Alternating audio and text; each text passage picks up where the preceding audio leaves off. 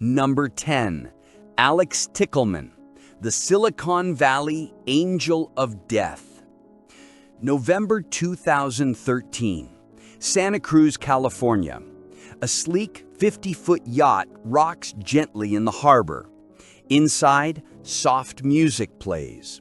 Champagne glasses sit on the table. The mood is intimate, expensive, indulgent. This is the world of Forrest Hayes, a 51-year-old Google executive, a father, a man at the top of his game. He's wealthy, he's respected, he's untouchable. Or so he thought. Across from him sits a woman in her late 20s, long dark hair, designer clothes, a smile that could sell anything.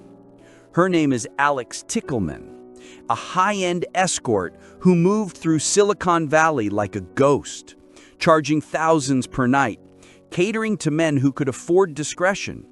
But Alix wasn't just selling a fantasy. She was playing a much darker game. What Forrest Hayes didn't know was that his yacht was equipped with surveillance cameras, and what those cameras captured that night would shock the world. At approximately 8:30 p.m., Alix injected Hayes with heroin. Within minutes, his body went limp, his breathing slowed, his lips turned blue. Alix didn't panic. She didn't call 911. She didn't try to save him. Instead, she calmly finished her glass of wine. She gathered her belongings. She stepped over his dying body, lowered the blinds, and walked off the yacht as if nothing had happened. Forrest Hayes was found dead the next morning, and for months, no one knew why. But here's where it gets chilling. Investigators soon discovered that Alix had been involved in another overdose death just months earlier, a man named Dean Riopel in Georgia. Same method, same drug, same cold, calculated exit. When police finally arrested her in July 2014, they found disturbing evidence on her laptop, searches for heroin overdose, how to make someone OD, and even a message where she joked about the best drugs to kill someone.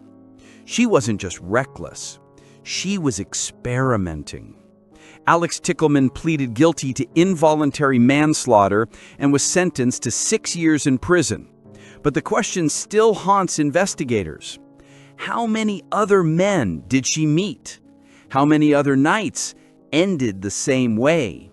And how many bodies are still out there waiting to be found?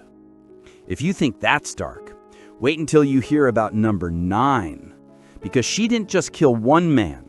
She killed 15, and she did it for fun. Number 9, Elena Lobacheva, the Satanic Slayer of Russia. Moscow, Russia, late 1990s. The Soviet Union had collapsed, crime was skyrocketing, and in the chaos, something even darker was brewing. Her name was Elena Lobacheva, a young prostitute in her late 20s, blonde, attractive, and utterly broken inside. She'd grown up in poverty. She'd been abused. She'd learned early that the world didn't care about people like her. So she stopped caring too. But Elena wasn't content with just surviving. She wanted power. She wanted control. She wanted to feel something. And in the underground world of Moscow's occult scene, she found exactly what she was looking for. Elena joined a group of young people obsessed with Satanism, heavy metal, and violence. They called themselves the True Believers, and they believed that killing was a form of worship. Their targets? Homeless men, society's invisible, the forgotten, the ones no one would miss. Between 1998 and 1999, Elena and her group lured at least 15 men to secluded locations under the guise of offering shelter, food, or sex. Then they murdered them. Some were stabbed, some were bludgeoned, some were tortured for hours before being left to die in the snow. And Elena, she didn't just participate, she orchestrated it. It wasn't until one of the group members confessed that the full horror came to light. When police arrested Elena, they found journals filled with drawings of pentagrams, descriptions of the murders, and disturbing fantasies about death. She showed no remorse. In court, she smiled, she laughed, she told the judge that she'd do it again if she could. Elena Lobacheva was sentenced to life in prison, where she remains to this day. But here's the terrifying part. Investigators believe there were more victims, men whose bodies were never found, whose families never knew what happened. Because in the chaos of 1990s Russia, it was easy to disappear. And Elena knew that better than anyone. By the way, where are you watching this from? Drop your country in the comments. Let's see how global this audience really is. And if you're still here, buckle up, because number 8 is about to take this story from the streets of Russia to the quiet suburbs of Australia. And trust me, it's about to get a lot worse. Number 8, Catherine Birnie, the Moorhouse Murders. Perth, Australia, 1986. From the outside, David and Catherine Birnie looked like any other couple. They lived in a modest house on Moorhouse Street. They kept to themselves. They didn't cause trouble. But behind closed doors, they were living out a nightmare. Catherine Birnie had worked as a sex worker in her younger years. She was fragile, dependent, and deeply manipulated by the man she loved, David Birnie, a violent, controlling psychopath who'd been in and out of prison his whole life. Together, they shared a twisted fantasy to abduct, rape, and murder young women. And in the fall of 1986, they made that fantasy real. It started on October 6, 1986. A 22-year-old psychology student named Mary Nielsen was abducted at knife point and taken to the Birnie house. She was chained to a bed. She was raped repeatedly, and after 2 days of torture, she was driven to a remote forest and strangled to death. But Mary wasn't the only one. Over the next month, Catherine and David abducted 3 more women: Susanna Candy, Nolene Patterson, and Denise Brown. Each one was lured with a story. Each one was taken to the house. Each one was violated, tortured, and killed. And Catherine Birnie? She wasn't just a bystander.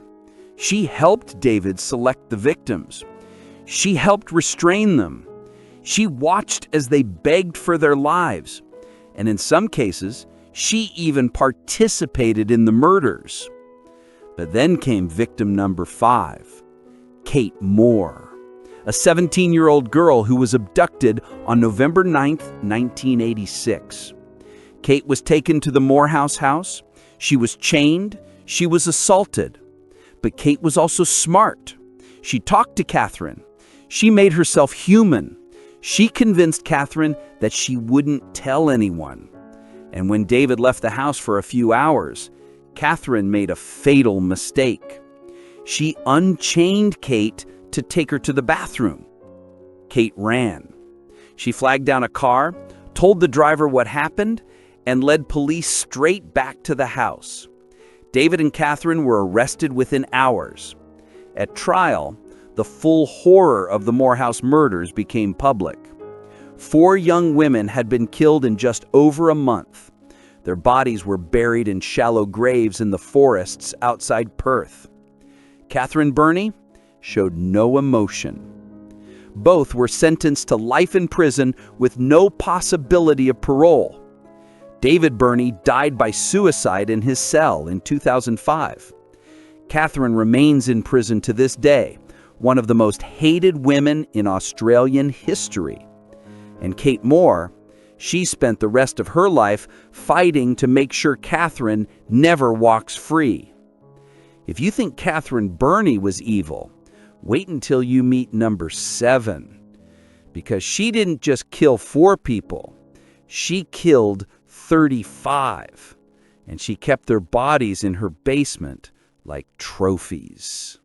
Number 7. Vera Renczi, the Black Widow of Romania. Bucharest, Romania, early 1900s. Vera Renczi was beautiful. She was wealthy. She was desired by men across Europe. But Vera had a problem. She was pathologically jealous. If a man so much as looked at another woman, Vera would spiral into rage. She couldn't stand the thought of betrayal. She couldn't handle rejection. So she made sure no man could ever leave her by poisoning them. Vera's first husband disappeared in 1920, then her second husband, then a string of lovers, businessmen, travelers, men passing through town. No one suspected a thing. After all, Vera was charming, she was respectable, and in early 20th century Romania, women weren't seen as capable of such violence. But in 1925, a neighbor reported a foul smell coming from Vera's estate. When police arrived, they made a horrifying discovery. In the basement, lined up against the walls, were 35 zinc-lined coffins. Inside each one was the body of a man, perfectly preserved, dressed in their finest clothes, lying in eternal silence. Vera had poisoned them all with arsenic. She'd kept them in her basement like a morbid collection, so she could visit them, talk to them, and make sure they'd never leave her again. Vera Renczi was arrested and confessed to all 35 murders. She showed no remorse. In fact, she seemed almost proud. She was sentenced to life in prison and died behind bars in the 1930s. But here's the strange part. Some historians believe Vera Renczi may have been a legend, a story embellished by the press, a cautionary tale about dangerous women. Others say the evidence was real, the bodies were real, the horror was real. Either way, the name Vera Renczi is still whispered in Romania to this day, a reminder that sometimes the most dangerous person in the room is the one who smiles the sweetest. And speaking of smiles, number 6 had one of the kindest faces you've ever seen. She ran a boarding house, she cooked meals, she took care of the elderly, and she buried 9 of them in her backyard. Number 6, Dorothea Puente, the Death House Landlady. Sacramento, California, 1980s. If you walked past 1426 F Street, you'd see a charming Victorian house with a well-kept garden and a friendly older woman tending to her flowers. Her name was Dorothea Puente. She was in her 50s, always dressed nicely, always smiling. She ran a boarding house for the elderly and disabled, people on Social Security, people with nowhere else to go. She cooked for them, she cared for them, she cashed their checks, and then she killed them. It started in 1982. A tenant named Ruth Monroe died suddenly in Dorothea's care. Doctors ruled it natural causes. Then another tenant died, then another. But no one investigated. After all, Dorothea's tenants were old, sick, forgotten by society. Their deaths didn't raise alarms. And Dorothea?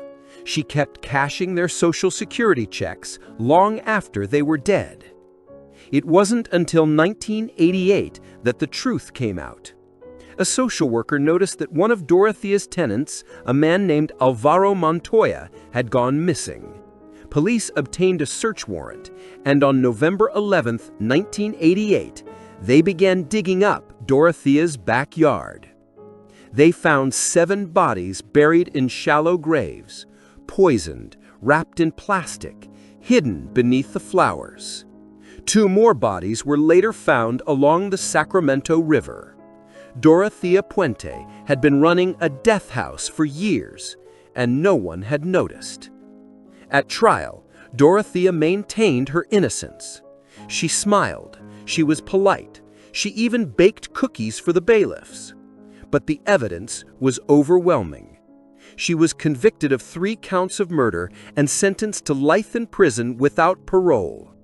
Dorothea Puente died behind bars in 2011 at the age of 82. And to this day, investigators believe there may be more victims, people who vanished from her boarding house and were never found. If a sweet old landlady can hide 9 bodies in her backyard, imagine what someone younger, stronger, and more determined could do. That's exactly what number 5 did. And her story is about to prove that sometimes the most dangerous person in a marriage is the one who says "I love you" the most. Number 5. Kelly Renee Gissendaner, Gwinnett County, Georgia, 1997. Kelly Renee Gissendaner and her husband Doug had been married for years. They had 3 kids. From the outside, they looked like a typical suburban family. But behind closed doors, the marriage was falling apart. Kelly was having an affair with a man named Gregory Owen, a younger, quieter man who was deeply infatuated with her. And Kelly, she had a plan. She wanted Doug dead. On the night of February 7, 1997, Kelly convinced Doug to go out to dinner with her. But it was a setup. While they were out, Kelly drove Doug to a remote area and told him she needed to stop for a moment. That's when Gregory Owen appeared. He forced Doug out of the car, marched him into the woods, and stabbed him to death. Kelly didn't do the killing herself, but she orchestrated every detail. She planned the murder. She manipulated Gregory. She even gave him the knife. At first, Kelly played the grieving widow. She cried at Doug's funeral. She comforted their children. She told police she had no idea who could have done this. But investigators weren't convinced. Phone records showed dozens of calls between Kelly and Gregory in the days leading up to the murder. Witnesses placed Kelly's car near the crime scene. And when Gregory Owen was arrested, he immediately confessed and implicated Kelly as the mastermind. At trial, prosecutors painted Kelly as a manipulative, cold-blooded killer who used sex and lies to convince a man to murder her husband. Gregory Owen testified against her. Her own children testified against her. She was convicted of murder and sentenced to death. The only woman on Georgia's death row. For nearly 2 decades, Kelly fought her sentence. She claimed she'd found God. She became a model prisoner. She wrote letters of apology. But on September 30th, 2015, Kelly Renee Gissendaner was executed by lethal injection. Her last words?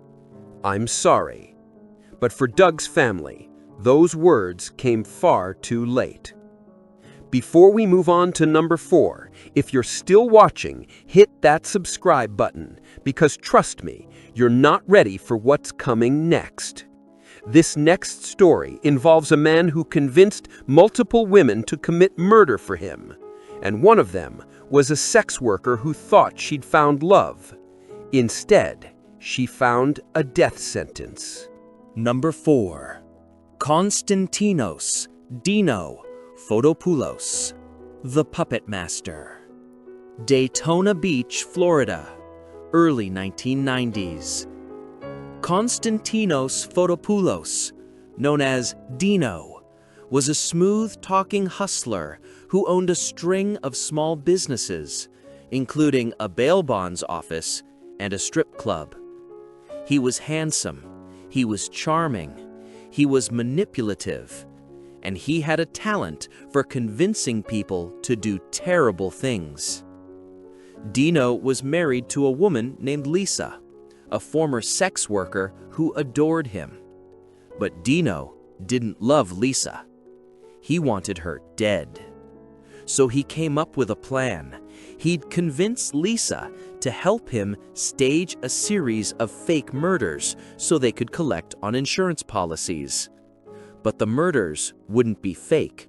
They'd be real. In November 1989, Dino convinced Lisa to lure a man named Kevin Renczi to a secluded area.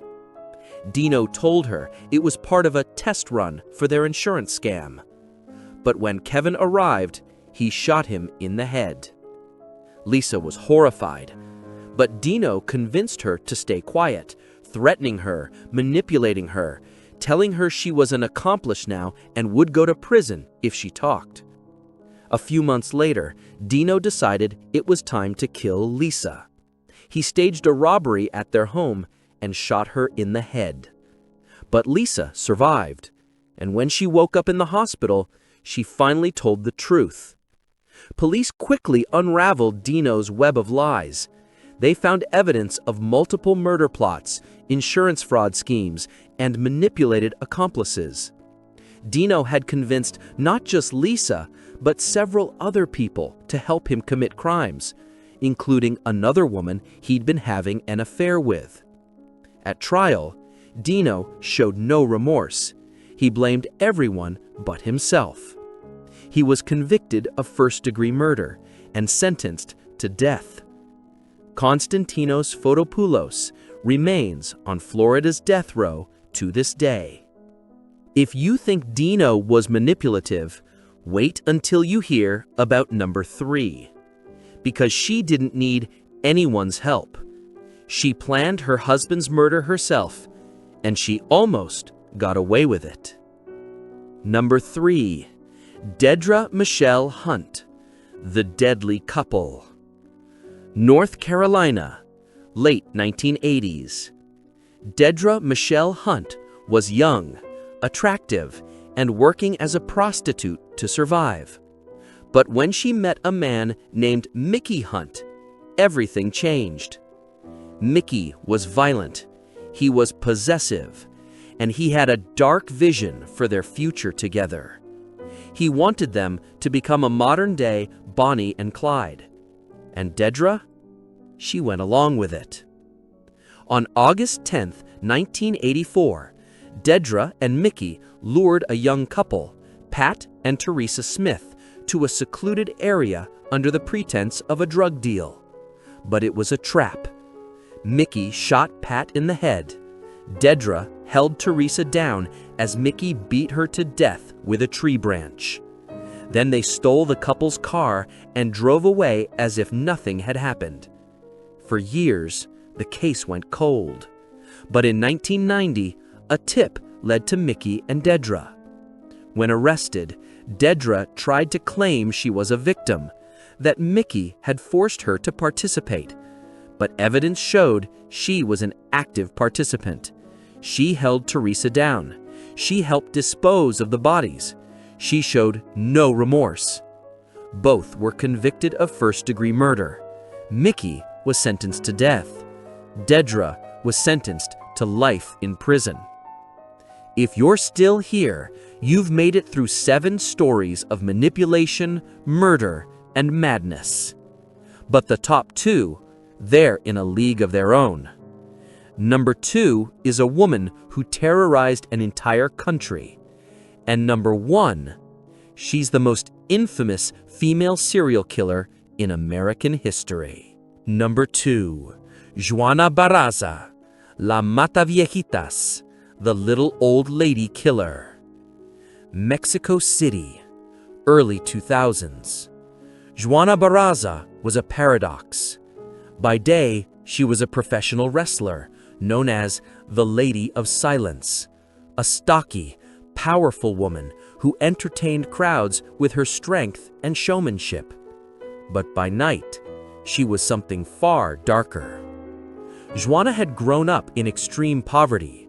Her mother, a prostitute, had sold her to a man when she was just 12 years old, in exchange for beer. Juana was abused. She was discarded. She learned to hate. And as she grew older, that hate found a target. Starting in the late 1990s, a series of murders began to terrorize Mexico City. The victims were all elderly women, most over the age of 70, living alone, vulnerable. The killer would knock on their doors, pretending to be a social worker or a nurse. Once inside, she'd strangle them with stockings, telephone cords, or her bare hands. Then she'd steal small valuables and disappear. For years, police had no idea who was behind the murders. Some believed it was a man, others thought it was a gang. But forensic evidence kept pointing to a single female killer, strong, methodical, and absolutely ruthless.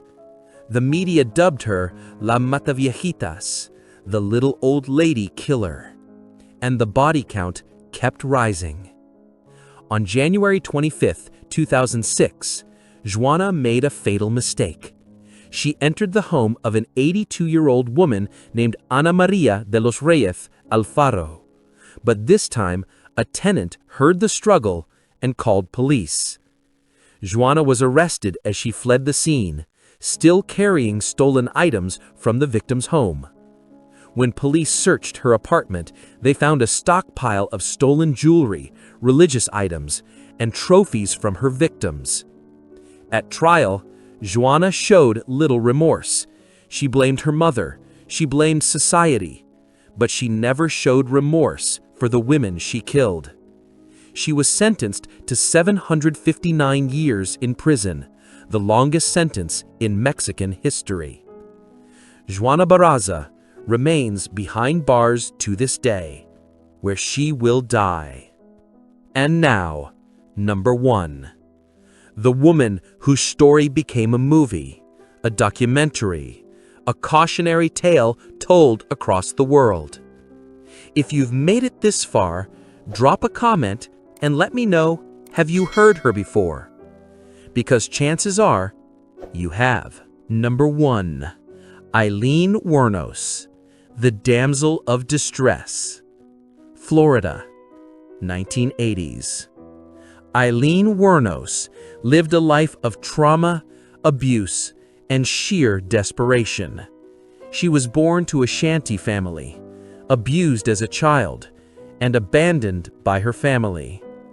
As she grew older, she turned to prostitution to survive and to hide a package of concealed phone appointments. But then one day, something in her snapped, and she became what she never thought she'd be. Number 1. Aileen Wuornos, the Highway Killer. Troy, Michigan, 1956. Aileen Carol Wuornos was born into a nightmare. Her father was a convicted child molester who hanged himself in prison. Her mother abandoned her when she was a baby. She was raised by her grandparents, one of whom sexually abused her. By the age of 14, Aileen was pregnant. By 15, she was living on the streets. By 20, she was working as a highway prostitute along the interstates of Florida, selling her body to survive, drinking to numb the pain, and sinking deeper into rage. November 1989. A 51-year-old electronics repairman named Richard Mallory picked Aileen up on the side of the road. What happened next is still debated. Aileen claimed he tried to rape her. She said she fought back. She said she shot him in self-defense. But investigators found evidence that didn't match her story. And within a year, 6 more men were dead.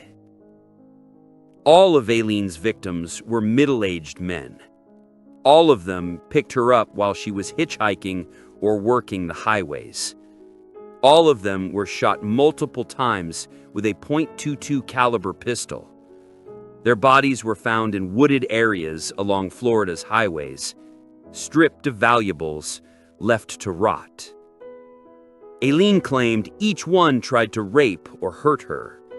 but forensic evidence suggested otherwise. Aileen wasn't caught by police. She was caught by her girlfriend, Tyria Moore, a woman Aileen had been in a relationship with for years, agreed to wear a wire and record conversations with Aileen. In those recordings, Aileen confessed to the murders. She was arrested on January 9th, 1991. Aileen's trial became a national sensation. She was called America's first female serial killer. The media painted her as a monster. Feminists debated whether she was a victim or a villain. At trial, Aileen changed her story multiple times. First, she claimed self-defense. Then she said she killed them because she hated men. Then she said she wanted to die. She was convicted of 6 counts of first-degree murder and sentenced to death. Aileen Wuornos spent over a decade on death row. During that time, she gave interviews, wrote letters, and became the subject of documentaries and films. She claimed she was raped. She claimed she was framed. She claimed the police were corrupt. But in her final days, she stopped fighting. On October 9, 2002, Aileen Wuornos was executed by lethal injection at the age of 46. Her last words? "I'd just like to say I'm sailing with the Rock, and I'll be back like Independence Day with Jesus, June 6th, like the movie. Big mothership and all, I'll be back." And with that, one of the most notorious serial killers in American history was gone. So what do we take away from these stories? Is it that monsters are born, or are they made? The truth is, it's both. Every woman on this list had a past filled with trauma, abuse, neglect, survival. But millions of people experience trauma and don't become killers. What separated these women was a choice, a moment where they crossed a line that can never be uncrossed. They chose cruelty. They chose violence. They chose to take lives instead of building their own. If you made it all the way to the end, thank you for watching. Drop a comment below and tell me which story shocked you the most. And don't forget to subscribe, because we've got more deep dives coming your way. Until next time, stay curious, stay safe, and remember, the most dangerous people are often the ones you'd never suspect.